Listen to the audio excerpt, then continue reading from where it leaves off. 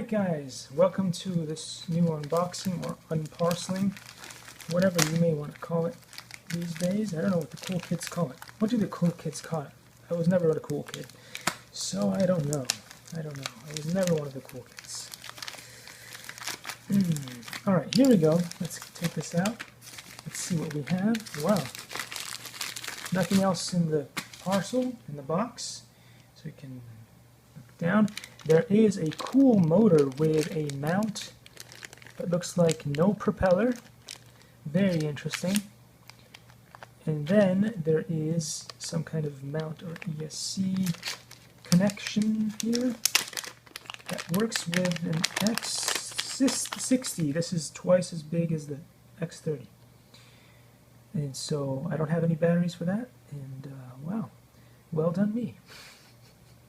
Alright, well anyway, thanks for watching this cool unboxing. Likey.